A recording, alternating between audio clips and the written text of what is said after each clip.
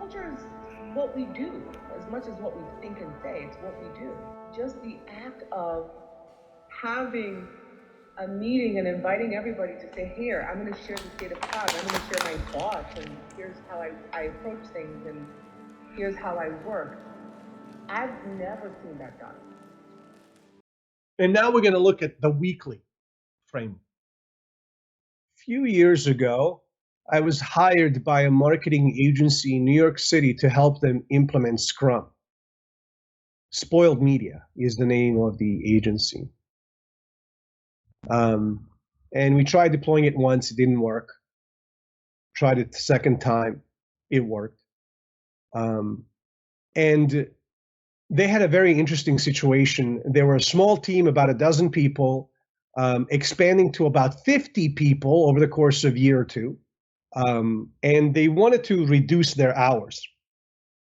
Work remotely, maybe like 20, 30 hours a week, something like that, and sort of, implemented across the board. So it was a very interesting situation. On one hand, there was a growing team base, expanding team base, and then there's this shrinking, contracting time that they were putting in on their calendars for work proper. And it was during that time I came up with something called 16-hour work week. And that actually turned into a book that I published a couple of years ago, Gears of Reality. It's on Amazon.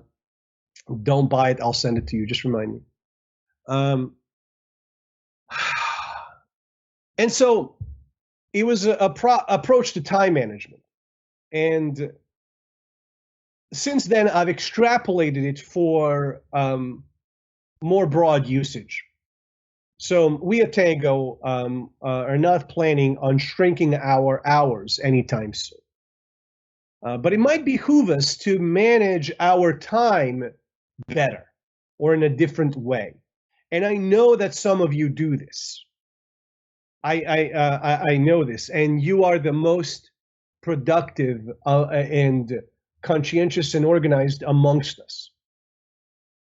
But I also know that a lot of us amongst us don't do this, myself included, for good 2 decades of my professional life. But I've been using this for the last few years, and I highly recommend you adopt it for yourself in whatever format you wish. I'll just share some ideas here. So one of the things that I've done is I picked 16 hours per week of sort of green time, as you can see. That is my best time. In other words, throughout the day, I wake up, I'm in some state of mind, body, and soul in the 8 a.m., 9 a.m., and that evolves over 10, 11 a.m. as I have a cup of coffee or 3, going into the lunch, sluggish afternoon, leading into a later part of the day where my brain sort of goes mush, etc. Right? And so this kind of cycle may repeat for you, for all of us, day in and day out. So it behooves you to pay attention to at which point of that daily cycle are you at your best and for how long. And so for me, it's roughly like 11 to 2. I'm like in a pretty good space. I have a cup of coffee. I had some breakfast, ready to go. Do some heavy lifting in terms of thinking and doing. And then after 3 hours, 4 hours of concentrating on something, I'm good for nothing. So plan for it. That's what I do. And one of the ways in which I've broke up my calendar is like this. I have pre-allocated time where I'm at my best. And all the stuff that I think I need to do best, all the stuff that demands my creative flow, my my intellect, um, my emotion, all of the stuff that's sort of most important, most near and dear to my heart, I shove them into these green hours. And this has cascading effect on everything else. The most important stuff to me gets done. Hey, isn't that nice? And it gets done pretty, well, because, well, it's as good as I can make it, because it's during my best time.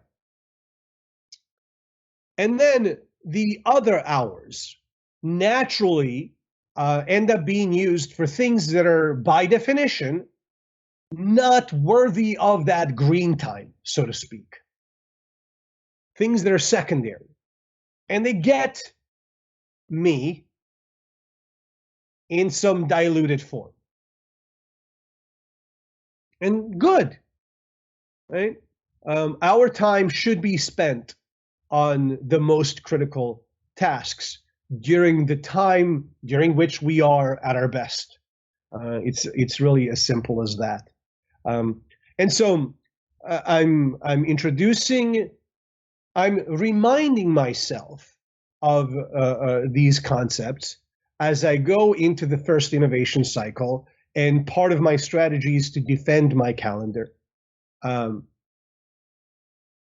But I also use it to introduce my team to it, and of course you guys as well, because this is about shaping the culture, shaping the thinking,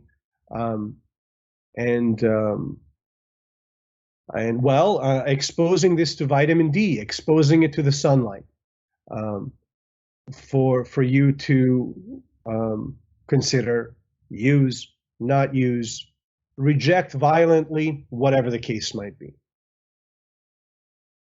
This is another way to sort of break it up.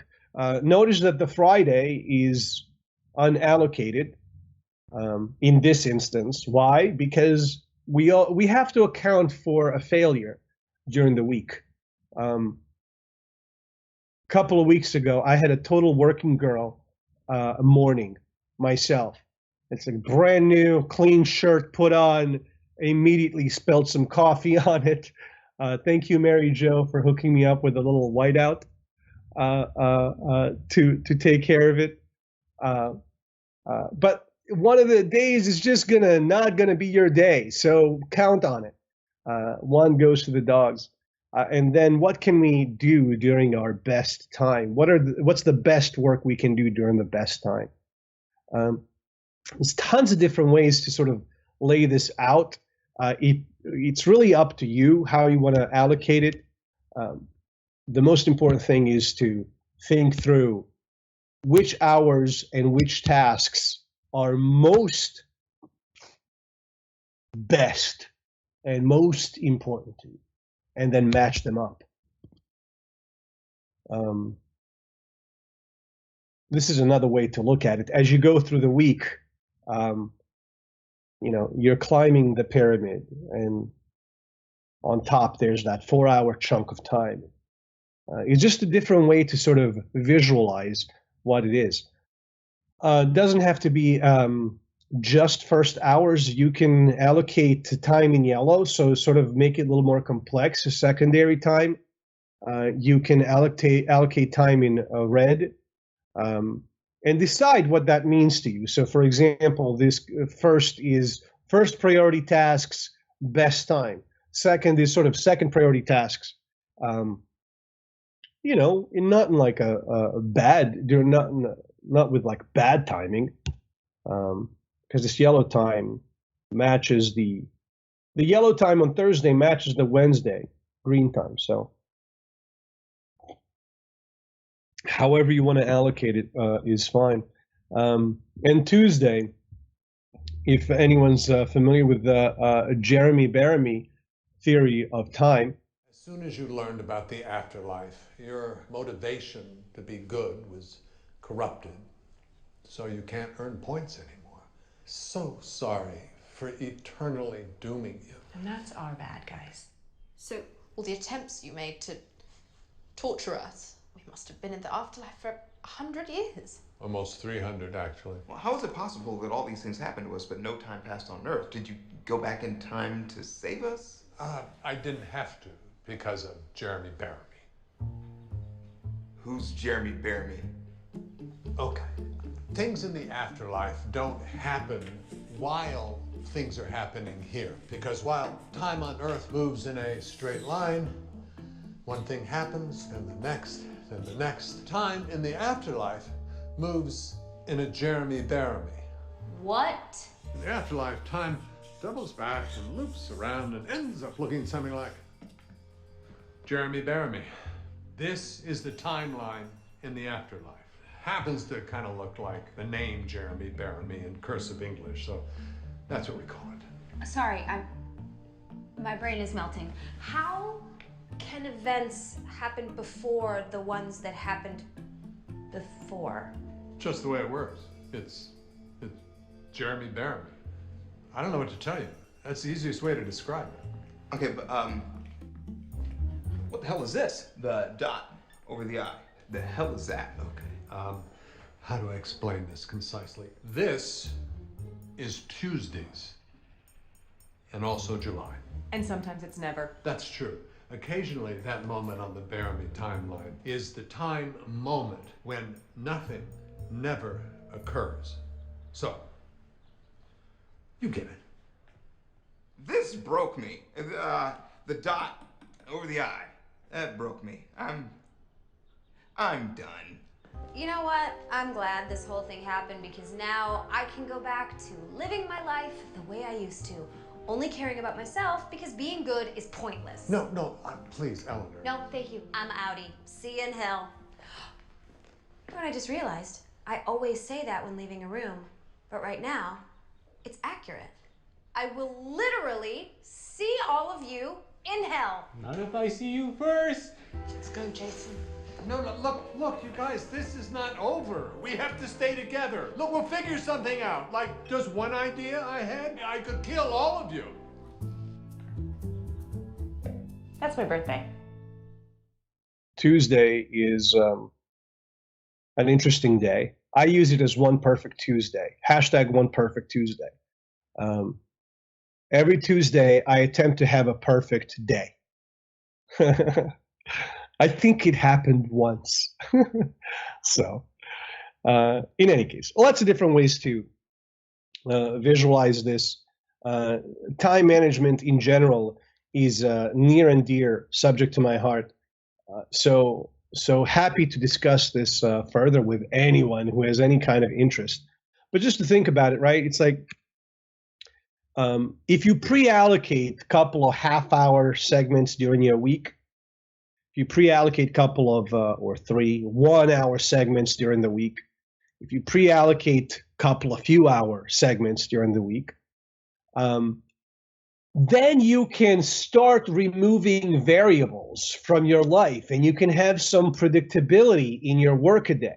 So certain kinds of tasks will always end up in your 4 to 5 on Wednesday, or certain kinds of tasks that take, let's say, half hour will always end up at 4:30 on a Monday, etc.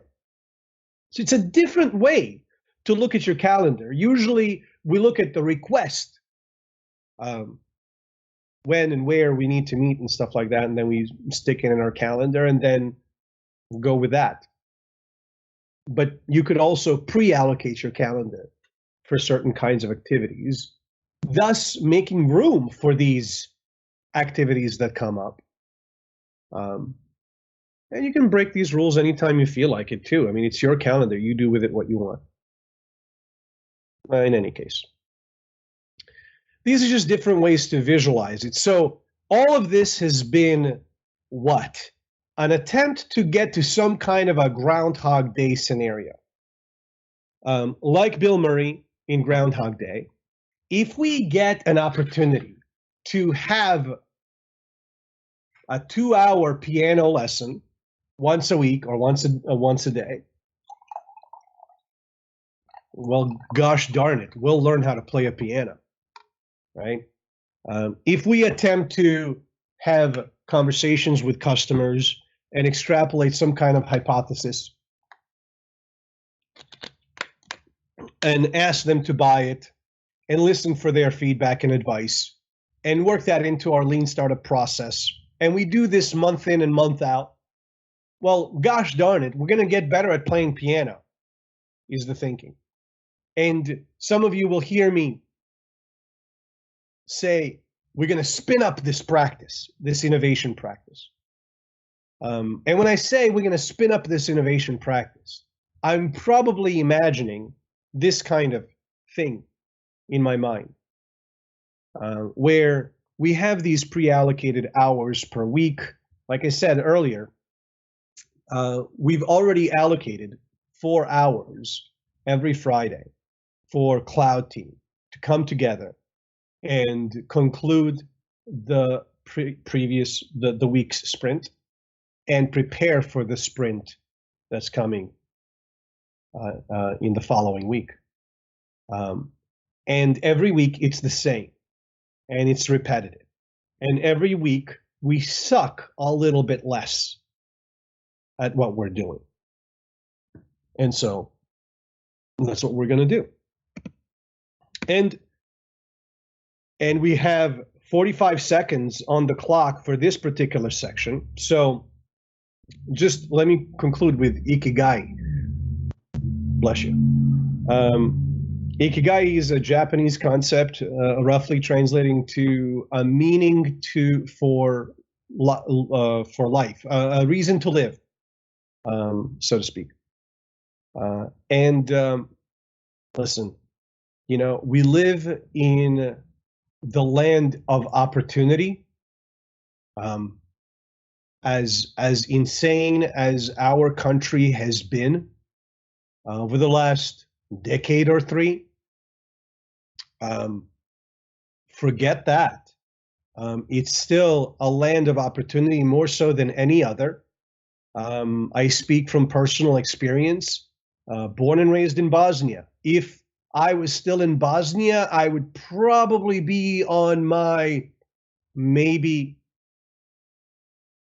second job. My first job would probably be gotten sometime in my 30s. Right? The economic depression and opportunities in other countries are just, it's well, we could spend a lifetime talking about it, but take it from an outsider. America is very much a land of opportunity, and we could do any number of things. What we do is important.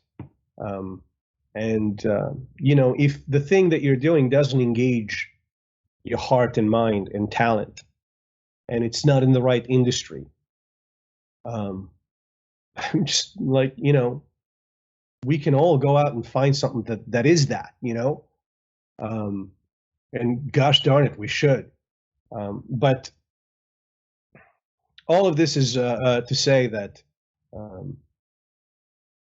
I want to have a holistic approach to how we build cloud. We can't operate from the position of fear. Fear will not produce the outcome we desire. You don't lead the wave in cloud. You don't position yourself over the horizon from the ledge of the universe, ever expanding universe, from a place of fear. So it has to come from a place of fun. And so how we do and what we do is extremely important to me. And so I'm going to try to stick to that with my team and help them uncover and unsurface and excavate the reason to live from this tiny segment of our lives that we spent working for a living. So a few years ago, I was hired by a marketing agency slash legit product startup. They were, service product type of thing, just like us.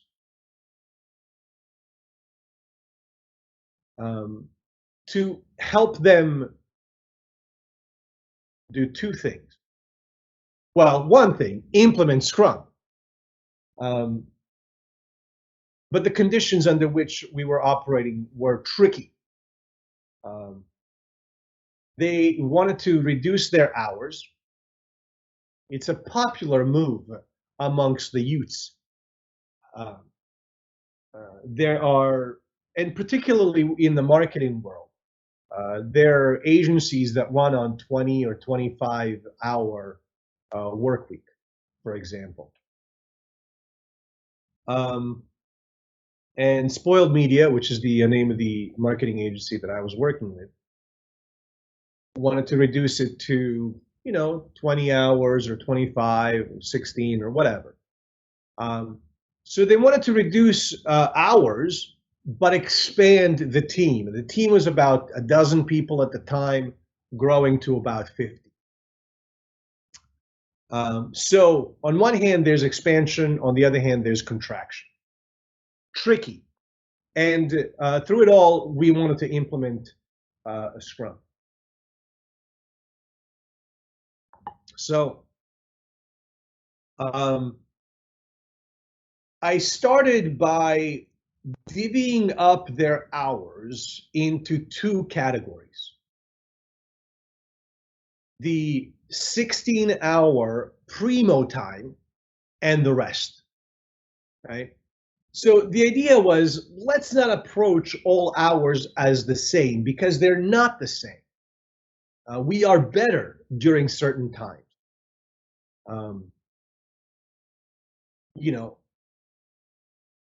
How your energy levels and flow throughout the day can depend on a lot of variables. But doing what we're doing, it's a pretty kind of a steady state day in and day out. So I wake up at 6 and groggily drag myself in the shower. And I'm not really there until I have a cup of coffee or 3. And it's like, I'm really good. By the time 10, 11 comes around, it's like, all right, I had some food in me, a cup of coffee. It's like, good. I'm ready to tackle whatever's inside the window that the internet lives. But you do that for any length of time. For me, it's about 2, 3, 4, 5 hours. That's the amount of time that I can spend sort of focused, remove distractions and focus on just one thing that needs to be focused on. And then after about 3 hours, that's about the standard for most people. I've observed designers, coders, after a few hours, we wane. That's the word. Wane. We wane. And I've pulled all-nighters too.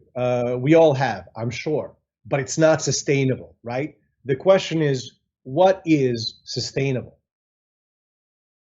And what's sustainable is we probably have about 4 good hours in us per day where we are better than the rest of the day.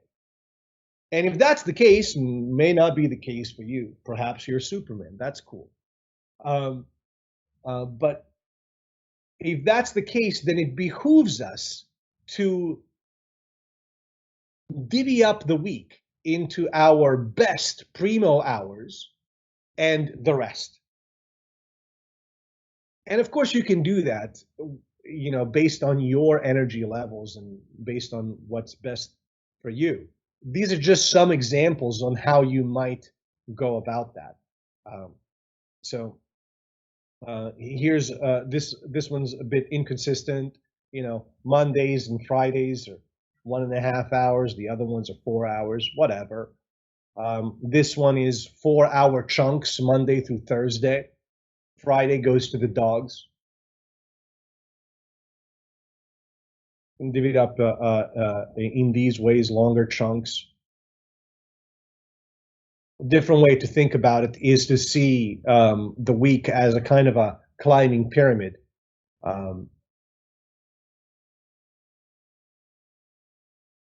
You don't have to stop at defining 2. You can define 3.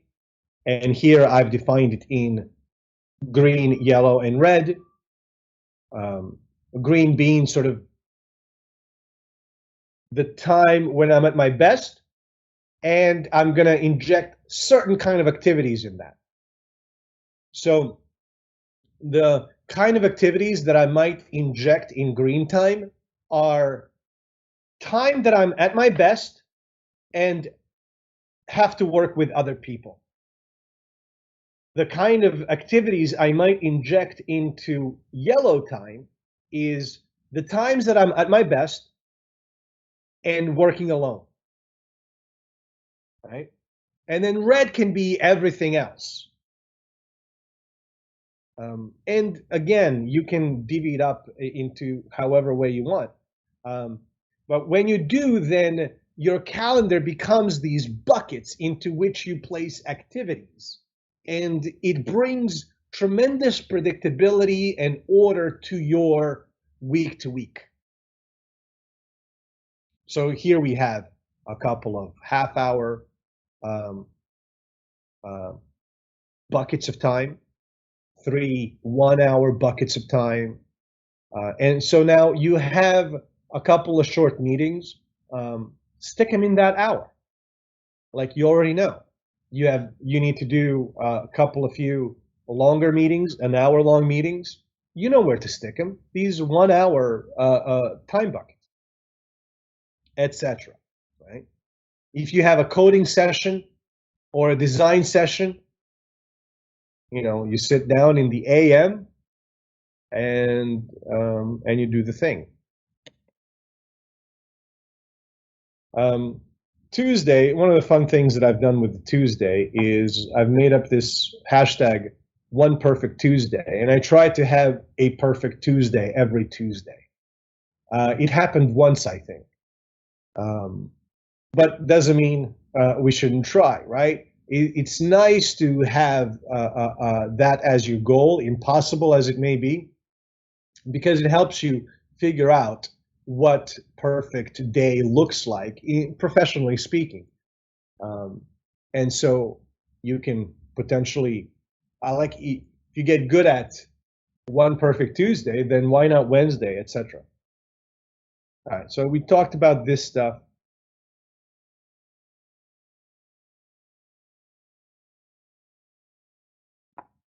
And so here's what my perfect Tuesday might look like. I engage in meditation for some amount of time. I like to do it marathon style. 3 hours is best.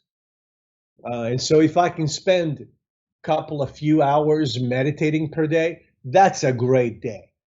That's a wonderful day. And I get a lot of stuff done. I call it meditation because it helps to think of it as mandatory, despite the fact that I don't do it as if it's mandatory, but it's nice to do. And then, of course, computer time for some length of time during which I'm able to actually focus. Some of you have heard me say, we'll spin up an innovation practice So this is just another view of those pre-allocated time buckets in perpetuity, week after week. And so when I say, well, spin up an innovation practice, this is what's in my mind. We want Groundhog Day effect. If we spend 2 hours every week for the next year learning how to play a piano, we're going to move the needle on playing the piano. And chances are we'll probably be really good at it. So that's the idea. We want to have predictability, placidity, preordained time buckets for us to place our core activities into.